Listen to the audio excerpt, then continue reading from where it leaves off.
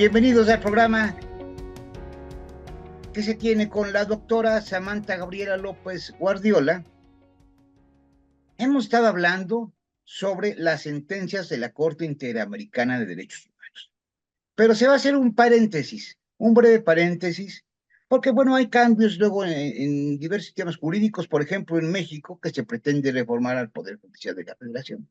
Entonces se pensó que pudiera ser de interés para el público en general, no solo de México, sino de diversas partes, conocer el sistema jurídico de los Estados Unidos de América, este país en donde, por cierto, digo, me permito decirlo, la doctora radica. Entonces, pues, que le pide de favor que nos platicara cómo funciona ahí todo el sistema. No es algo sencillo, no es algo fácil, pero pues se va a ir analizando. En esta ocasión, bueno, vamos a hablar en esta primera parte sobre la Constitución de los Estados Unidos de América. Este, eh, eh, y si nos da tiempo, hablaremos sobre los Bill of Rights, si no, se en la próxima semana. Entonces, creo que son temas de interés que pueden resultar de mucho interés, poco conocidos. Incluso recordemos que, por ejemplo, la hoy ministra Lenia Batres, cuando la entrevistaron en el Congreso, cuando iba a ser ministra, pues ella decía que la Constitución de los Estados Unidos de América era eminentemente oral. Error garrafal, que bueno, viniendo de una ministra, no tenía por qué haberse dicho, porque pues todos conocemos que es una Constitución eminentemente escrita más bien, es escrita, y de la que se inspiró precisamente nuestra Constitución política desde sus orígenes de 1824, junto también, recordemos, con el constitucionalismo liberal europeo. Doctora, la escuchamos sobre la Constitución política de los Estados Unidos de América, sobre la Constitución de los Estados Unidos de América. ¿Qué nos puede decir al respecto, por favor? Muchas gracias. Muchísimas gracias, doctor, por el espacio, como siempre. Bueno, el sistema jurídico de Estados Unidos es muy parecido, como usted bien lo refería, al sistema mexicano. Más bien, primero, como antecedente mundial, tenemos en razón de constituciones escritas. Una de las más añejas es justamente la Constitución de Estados Unidos, misma que es el resultado del Congreso de Filadelfia de 1787, en donde se decidió iniciar los trabajos del Congreso Constituyente en Estados Unidos, y las 13 colonias decidieron unirse y crear una constitución. Esta constitución es llamada la Constitución de un acuerdo, es un acuerdo amistoso entre los estados. Está compuesta exclusivamente por 7 artículos, los cuales determinan cómo está conformado y organizado el Estado en Estados Unidos. Los primeros 3 artículos hablan justamente de lo que es el Congreso, el Senado y el Ejecutivo. ¿Cuáles serán sus funciones y cuál es el periodo que tienen para llevarlas a cabo? También observa la cuestión de el poder ser reelegido como ejecutivo, y posteriormente y obviamente habla del poder judicial en el artículo 3º, mismo que refiere que existirá un Tribunal Supremo, que es la Corte Suprema de Estados Unidos, y que por debajo de esta Corte Suprema existirán otros tribunales inferiores. Por supuesto que la Corte Suprema de Estados Unidos está conformada también por 11 ministros, igual que en México, y los tribunales inferiores se encuentran distribuidos en cada estado. Hay tribunales de apelación y hay tribunales de bancarrota. Prácticamente, por ejemplo, en California tenemos 3 tribunales de apelación, o sea, 3 circuitos de apelación, y también existe el número igual en tribunales relacionados con bancarrota. El artículo 4º, por ejemplo, habla de la organización y el reconocimiento de los estados. El artículo 5º nos refiere lo que es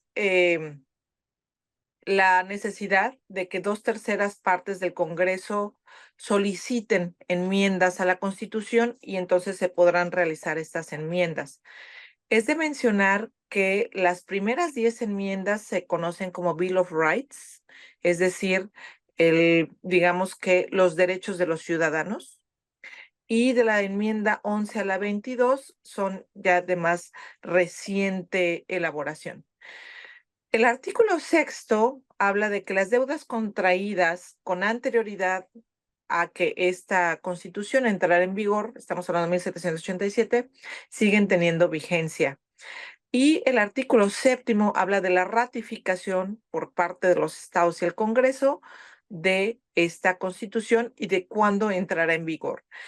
Luego, entonces, resumiendo, 1787 se hace el Congreso de Filadelfia, se empieza a trabajar en la elaboración de esta Constitución, es elaborada en 1700 y ratificada en 1788 y entra en vigor en 1789.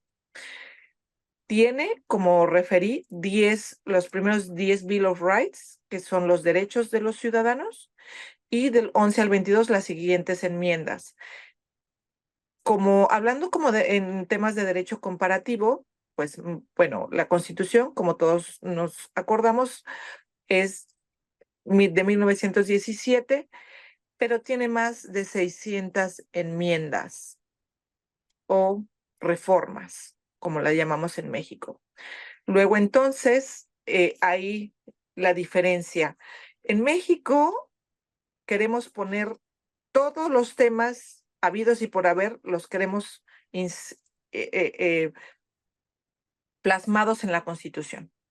En Estados Unidos, pues bueno, es una Constitución que es el origen de lo que es la organización del Estado federal y los estados que conforman la Unión Americana, que son 50, y sus territorios, ¿no? Reconocidos como lo es Puerto Rico.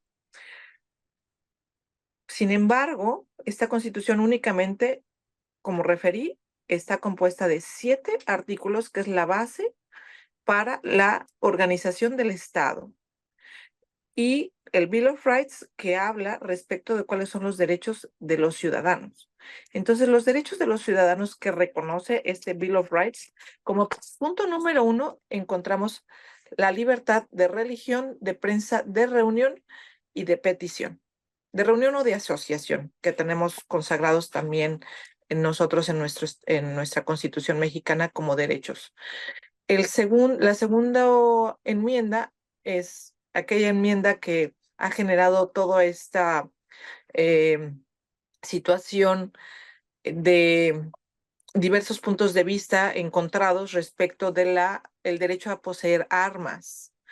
Es una enmienda que data de estos años, a finales del siglo XVIII, y que no ha podido ser reformada o que no ha querido ser reformada por intereses de distintos grupos, y que desafortunadamente el derecho de tener y poseer armas, pues tiene como consecuencia justamente estos matanzas que se han dado en lugares públicos, tanto en iglesias como mezquitas, como escuelas o centros comerciales, ¿no?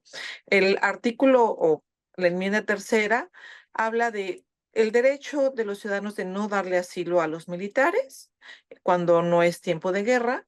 La enmienda número 4 nos habla de el derecho a no ser molestado en sus bienes, posesiones, igual que lo refiere nuestro artículo 14 y 16 de la Constitución mexicana. Después, la enmienda número 5 refiere el derecho al debido proceso. Este debido proceso que aplica no exclusivamente en materia penal, sino en cualquier materia civil, mercantil, del trabajo, etcétera, y agraria. La siguiente enmienda habla del derecho a un juicio público y expedito. En la siguiente enmienda, que es la enmienda número 7, habla del derecho a ser juzgado por un jurado de tus mismos, es decir, tus mismos ciudadanos, tus mismos pares, te van a juzgar, ¿no? Y es decir, no vas a ser juzgado por un juez. Pero habrá que referir esta situación en temas, por ejemplo, civiles o familiares. Las partes tienen el derecho de solicitar, ya sea de ser juzgado por un juez o de ser juzgado por un jurado. Entonces, esto lo explicaré más a fondo en una siguiente sesión, Por favor. pero en Estados Unidos tenemos ese derecho. Las partes podemos solicitar esa situación. Ahora, hay ciertas áreas del derecho que únicamente, exclusivamente pueden ser decididas por un juez, como son los desalojos, ¿ok? Y o los temas de bancarrota. Ahí no hay derecho a un juzgado integrado por ciudadanos. Eso no aplica en esos temas. La siguiente enmienda, que es la número 8, es el derecho, por supuesto, de que no se te impongan fianzas excesivas y a que no sea sujeto de penas crueles, inhumanos o degradantes, que eso también lo tenemos reconocido en nuestra Constitución mexicana. La enmienda número 9 habla de otros derechos de las personas que no puedan estar enlistados, pero que son reconocidos. Y después la enmienda número 10 habla que los poderes no reconocidos a la federación están reconocidos o pertenecen a los estados. Y pues por el momento sería todo. Gracias. Esperamos en una siguiente cápsula en donde les hablaremos más a fondo de las siguientes enmiendas y empezaremos a platicarles acerca de cómo está organizado lo que son los tribunales, cuándo puede una persona eh, ser juzgada por un jurado y cuándo esto no aplica y las consecuencias. ¿Ok? Y otras cuestiones también de los abogados, cómo se litiga, ya todas cosas. Otras cuestiones. Fíjese, y Claro que algunas sí. otras cuestiones que a lo mejor habrá que apreciar en los siguientes programas, doctora, muchas gracias. Y como observamos, efectivamente, fíjese, la esencia de nuestra Constitución, hay mucha similitud, pero aquí pues los gobiernos, según van cambiando, ellos quieren siempre, ahora sí que sobresalir en la historia y ponen sus cosas ahí en la Constitución y la han engrosado mucho, la han hecho demasiado complicada y cuestiones que no van en la Constitución, pues ellos insisten en ponerla y pues eso es algo grave. Y también muchas veces que hasta son cosas que no se aplican plenamente en México. Ahorita, por ejemplo, ya en su oportunidad hablaremos, ahorita me acordé cuando mencionaba el artículo 6 de la Constitución de los Estados Unidos de América. Bueno, el artículo 6 también nos dice que establece que la Constitución de Estados Unidos y las leyes y tratados que emanen de ella, que estén de acuerdo con la misma, son ley suprema de toda la Unión. Parecido Claro. al artículo 133 de México, Mu- 133 de nuestra Constitución Política. Sin Muy, embargo, bueno, aquí le acomodaron por esto del control difuso. Allá es algo diferente. A ver si su oportunidad es- lo platicaremos. por supuesto, doctor, me permito referir respecto al control difuso. Aquí en Estados Unidos se empieza a aplicar el control difuso en 1803, con un caso que es obviamente un referente para todos los estudiantes del derecho, que es el caso Marbury versus Madison. Si gusta, lo platicamos en una próxima Será sesión. bueno platicarlo, que era por Por otro tema supuesto, ahí, ¿no? Ahí era por otro tema, sí, pero era otro resultó tema, ahí de paso pero estudiado, pero era el tema, caso Madison era, ¿por qué era? Por alguna cosa de permanencia en el cargo, una cosa de esa situación, ¿no? Por ahí exactamente, pues se estuvimos de acuerdo, exactamente, así es, así es. Pues, exactamente, doctor. pues muchas gracias, doctora, gusto A sus saludarla y órdenes. nos vemos la próxima. Y vean, va a ser un programa muy interesantes, no solo para los estudiantes del derecho, yo creo que toda gente de mediana cultura debe de conocer, pues siendo un país tan poderoso, pues conocer su constitucionalismo, su sistema jurídico y además en México, bueno, algo tan similar que tenemos aquí.